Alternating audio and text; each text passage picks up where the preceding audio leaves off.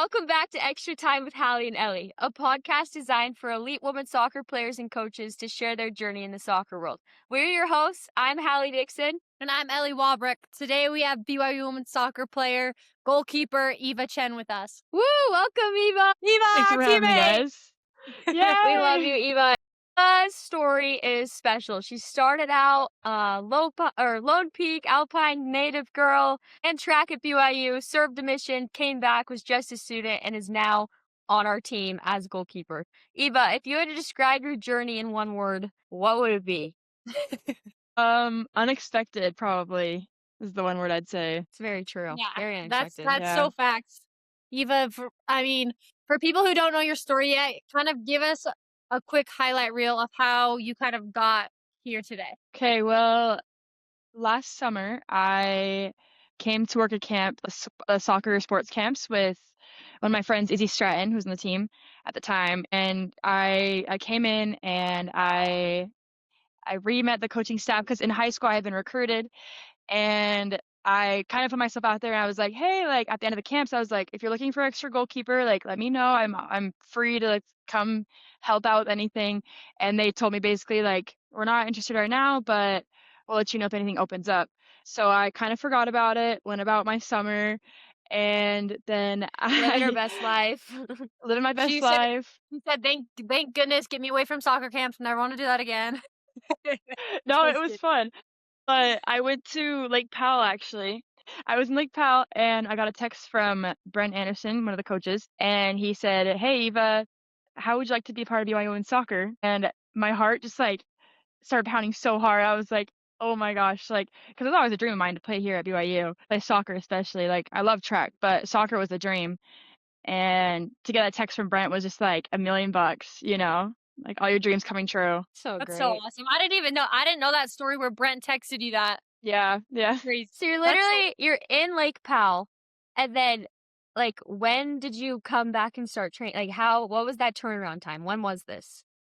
So I was in Lake Powell, and I don't remember what part of July it was, but I got back, and the next day we started training. Holy. Oh, I know. I was You're like thrown into the fire.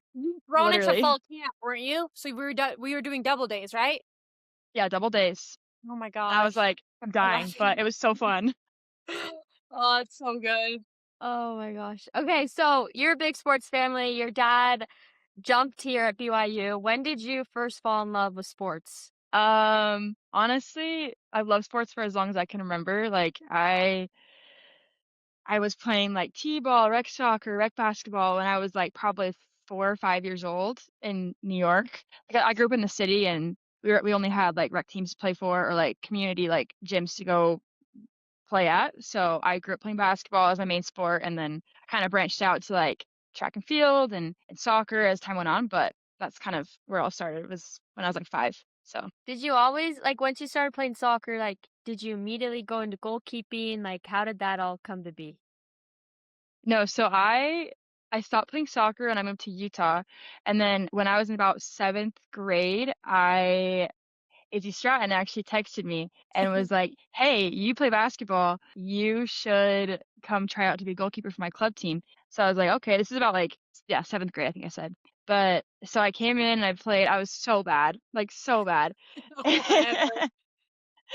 It's actually like so funny, like that I stuck with it because I was so bad. But I came in and started playing, and that's kind of how it began. So So yeah. awesome. That's literally so crazy. I Okay, know. so then you come to college and you end up being track. What events did you run at BYU on the track team? So I was a heptathlete here at BYU. I did 7 events. So I don't know if people are very familiar with the heptathlon. Are you guys? Explain for Explain it, those that drop don't it. know. Okay, I'll drop it. So the heptathlon is it's basically like it goes for 2 days, and in the first day you do 4 events, and the second day you do 3. So the events are long jump, high jump, shot put, javelin, 800, 200, and the 100-meter hurdles. Yeah, you just go about those 2 days just competing on all these events, and then they take your score at the end of the 2 days, and whoever has the highest score wins. That's so crazy. So that's like It's such like insane. a hard flex. Like I can do all these things. I'm like, bro. Kind of talk us through like how is the mentality of a track athlete different from like a soccer player or a goalkeeper? So, track is very like individually focused. So you don't have to really worry about the team aspect and like how you're meshing with your teammates, like the chemistry of your team. It's more of like how am I performing individually and how can I make myself better. So it was definitely different. My whole life I had played team sports. Like of course I love track and track was my focus, but like when I was playing, I love team sports because it's like you can rely on your teammates, your team's got your back, you're working with your teammates for a common goal. And with track, it's like I want to succeed. I want to be best. I want to, I don't know, PR and everything. So Yeah. it's you versus you. So I guess the mentality is just like more individually focused, Right. more like almost in a way like self-absorbed. I don't know. No, Like you I have to believe that understand. you're her, you know? Exactly. So Yeah. I feel like that's similar too as like a goalkeeper though. Like that probably Mhm. translates really well because like yes, you're on a team, but like the goal's yours. Like that's you. Like the box is yours. You Exactly. gotta command everyone, so it's like you're her back there too, right? yeah, you own your space. Like you got to Yeah, be her wherever that's 100%. you are. awesome. Yeah.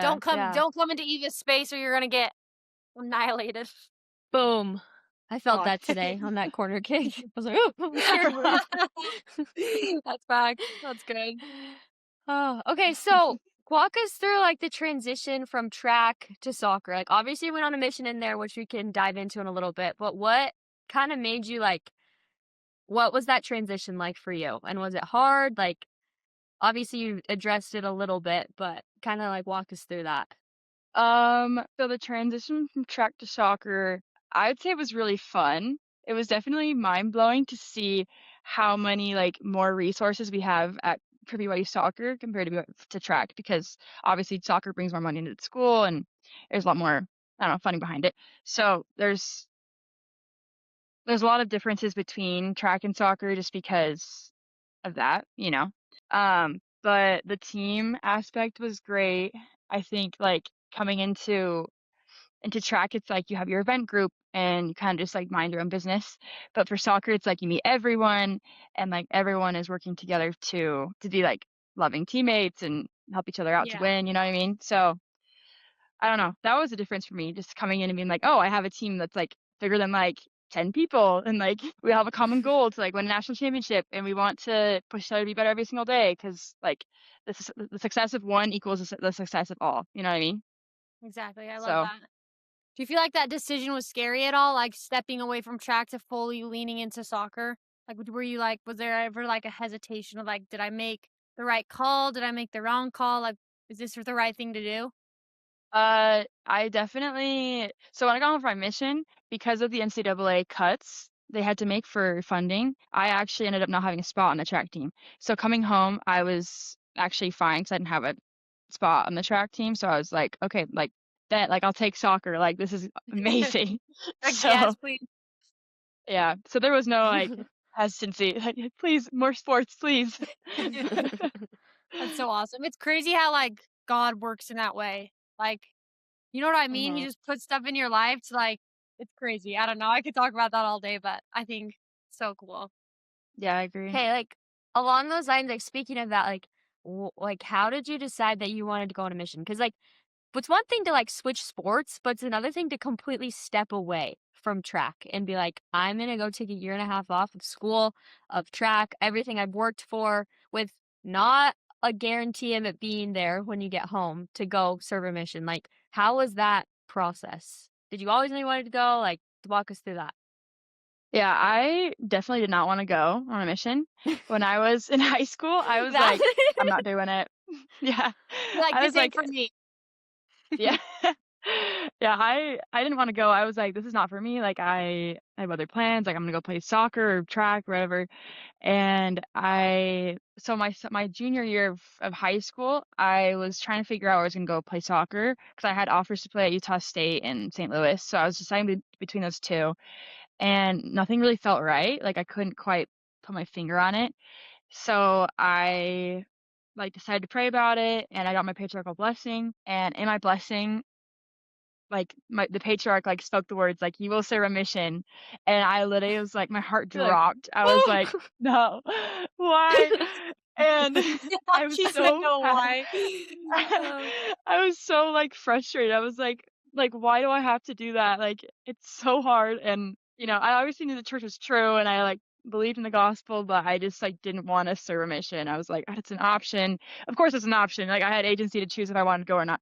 But like after my patriarch said that, he like laid out all the blessings that I would receive for serving a mission. And it was like so specific I couldn't deny like the Right. blessings that I would receive, you know what I mean? So with that in mind, like I went to freshman year of college, like knowing I would serve a mission after my first year. So it made it easier to step away knowing that I had a plan for what was happening and knowing like what God had in store for me as well. I love that. That's so good, Eva. Take us through like where did you serve in Spain and like maybe one of your favorite experiences there. Okay. Okay. I'm like trying to think of just Like one. sorry to put you on the spot, but choose one. I know there's probably so many. Okay, so I served in the Spain Madrid South mission. So my mission covered the Madrid area. So like the Real Madrid Stadium was Real a part of my Madrid. mission. Woohoo! I know. And so that it went down from Madrid to the coastline of Spain. So I served most of my mission on the coast. So like I could So see the sea from my apartment most of the time. So and that kind of sucked because I couldn't touch the sand in my mission as a rule that we couldn't touch the sand. So yeah, so I know. brutal. I know. But it was amazing. Like Spaniards, like Spain is such a great place. Um, I think one of my favorite experiences of my mission was I was in an area right below Madrid called Toledo, and I was serving in this ward. It was like a smaller ward, and one of our members had a friend he brought to church with him, and her name was Natasha, and she was like the sweetest Spaniard ever, like so cute, so fun. Like me and her like hit it off right away, and we were like really really good friends, and we started to teach her because she was interested about the church, and we met with her like I think twice a week. Like we were with her always, and she just loved meeting with us, and the spirit was so strong, and she committed to be baptized like while I was still there because she wanted me to be at her baptism, which was really sweet. And then like a week before, she was like, "Hermana's like I can't be baptized. Like I have problems with the word of wisdom still. Like I can't shake this addiction I have to coffee and smoking." So we're like, "Okay." And it was really sad for me because I wasn't going to be there then if she got baptized in the future. It was hard to leave, but before I left her, I wrote her a note, and it was like, "Hey, like God," I don't really remember exactly what I wrote in the note, but I was like, "God loves you, like He wants you to be happy, and I know that like baptism is the gate for all the blessings or the doorway for all the blessings that God wants you to receive." So I left that note with her, and then like I was on my last transfer mission. I was about to come home, and then I see in our baptisms chat that she had just gotten baptized, and I ended up talking with the sisters in her Oh, ward, and I know it was really chills. sweet. I talked to the sisters in her ward, and they were like, "Yeah, like we don't know what happened. Like one day she like told us she wasn't gonna get baptized, and then she came back like 2 days later and told us that she was gonna get baptized." And they were like, "What changed?" And she was like, "I found a note that Hermana Chen left for me, and it That's like I felt the spirit so strong I needed to get baptized." So that's that was just like a sweet moment where I was like, "This is what you really changed matters." Like, someone's life. That's awesome. Holy. yeah, it was That sweet. really like brings tears to my eyes. That's so sweet. Same.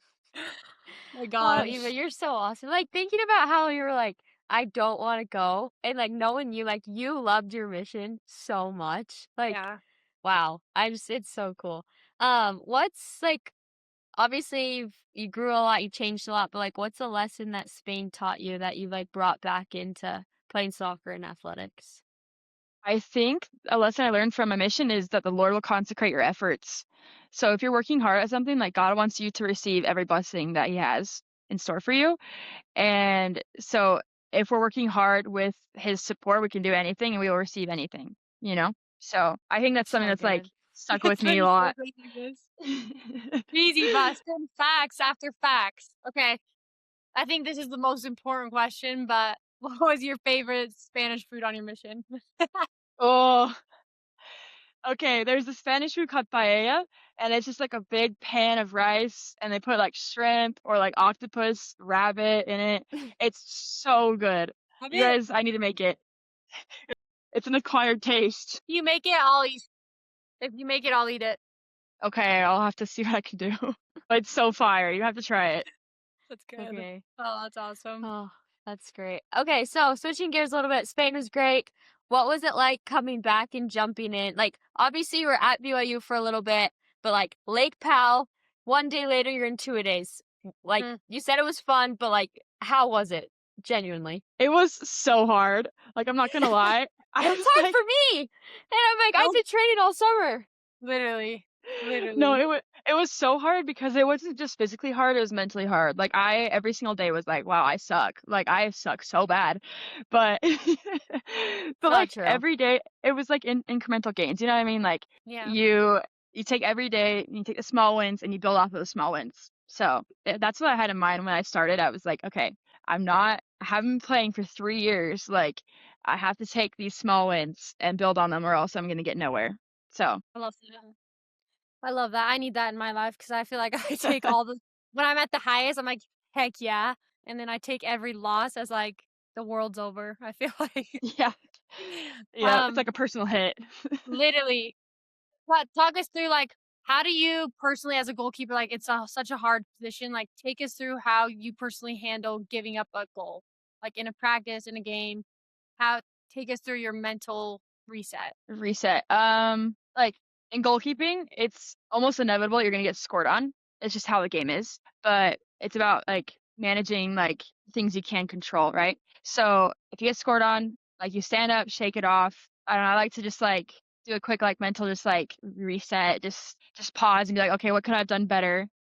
And then reevaluate and then come back and be like, okay, now I know what to do. Like we're gonna step into this goal and just take care of business. You know. Yeah. I think you're so good at that, and, like, you bring such a calming, like, presence to the team, Presence, and have been 100%. such, like, a good asset and addition of just, like, your mentality. Like, I feel like one of your biggest, like, strengths is your mental game. Even if you don't see that, like, I see that, and I'm like, "She is so tough." And, like, obviously you ran track, but we're, like, running fitness, and you're, like, crushing me, and I'm like, "Holy crap, like, this girl's a beast." So, anyways, I think you're special, but from your opinion, like, what makes the culture of BYU women's soccer special? Like, I mean, you've been on the team for almost a year now. What's it been like to you? It's a good question. I think something that sets our culture apart is I think how invested everyone is in each other. You know? Like we have IDPs, like our coaches are so invested in us and our school also is behind us, which is so great. And I feel like that's something that's like very individual about BYU is that like we have the support of our staff, we have the support of all of the administrators. And I think that's like a key factor in winning championships, you know? For sure. Like they always say like when I played high school basketball, we'd always talk about how it like takes a village to like to win, you know, and to like do hard things. So I think that's something that sets BYU apart is how it's like we're all one village and we're working together. And our team especially is like a village, you know what I'm saying? Yeah. No, I agree Um, 100%. And it's like I feel like we all have like the same common goal at the end of the day and we're all like best friends and family. Like you could go to any single one of us and just be like, "Hey, this is going on," and they'll give you the best advice. You know what I mean? Like I just feel like it's something that I feel like we can't take for granted because other universities don't have that. It's so I agree. special. Like, if anyone listening, come to BYU if you want the best friends you could ever make. Come to BYU. Okay, Eva. This is a funny question. Who would you say is the funniest teammate? Probably would You have to say can't say Bocce. yourself. Yeah. I can't say myself, but I'd say Bocce for sure. Like I've known her for years, and I still like always love hanging out with her because she's hilarious. You know, like Insert Cam Jorgensen photo. insert Bocce's face right here. Here. That is so funny. I would 100% agree with you. She's different. She's so funny. She's one of a kind. Oh, that's awesome. Like okay, the well, most one of a kind. literally. Oh yeah. You can't find another person like her on this planet. World. I'm convinced. But she's the best. Oh, that's Amen. great. Eva, what would you tell like your freshman self? Your freshman year Eva, what would you tell her? Ooh, my freshman self, I would just say keep working, like keep grinding, like even if it's hard now, like all the work you put in now will pay off. Like For sure. I don't know, like I'm sure you guys have the same experience your freshman year where you just have to put your shoulder to the wheel and just trust the process. Just keep Head grinding down, every day. Just Literally, go. literally. Like It's like you don't know starting what the next day is gonna look like, so oh no. You just wake up so sore. You're like, I hate this. But then you're like, wait, I actually love this. So, Yeah, yeah. that's great. Max, that's great advice. I think I would say the same thing to me too. Like, Yeah. And like with that, like trust the process, like you said. Like, did you ever think like your freshman yourself would be where you are now? Oh, Like never. playing soccer at BYU? 100% never. Never. Like that's crazy. So so awesome. awesome. Okay. Time for extra time rapid five. So basically we're just gonna ask you questions. There's 5. And it's go, go, go. Say the first thing that comes to your mind. Okay? Okay, I'm ready. Ready? Okay. Pre-game hype song. Go. All I do is win. Yeah. DJ Khaled, what? Freaking no, that's all I can think about. Can I change my answer? Can I change my answer, No. please? Change it now before you get made fun of. Okay, I'm changing it to Staying Alive by the Bee Gees. Bee Gees. Okay, that's good. Okay, Yeah. penalty PKs, love them or hate them. Love them. Spain or Provo? Spain. Tough choice. What are you talking about? It's promo. Dream stadium to play in. Stadium Real Madrid for sure. Yeah. One word to describe BYU women's soccer in a nutshell. Nutshell. Ooh. Family. That So true. so facts. Look at you. Look at you buying in. Okay, last deep So bought question. Raising the bar, right? RTV, baby. RTV. Okay, so your journey is crazy, unlike most. What do you want people to remember about your story, and what advice would you give to maybe some younger girls out there going through playing multiple sports? Maybe one's working out more than the other. What do you want the world to know, Eva? Your last words. I just would say trust in the Lord. Like he knows exactly what's in store for you. So just trust and work. Like those are the 2 things the Lord requires. That we trust in him, have faith in him, and that we work hard. So I think that's one thing I want people to remember from me. That's phenomenal. Oh my gosh, Eva. Well, thank you so much, Eva, for sharing your story and spending time with us. You're such an incredible addition to our team, and we love you so much. You bring such a good mindset and energy. So we love you so much. Love you guys. Yeah, thanks for being on here. And to our course. listeners, follow us on Instagram, TikTok, Daily Universe Sports YouTube at the Daily Universe Sports. So stay tuned for a special guest next week, and We'll see you we'll next see you time. an extra time. Go Cougs!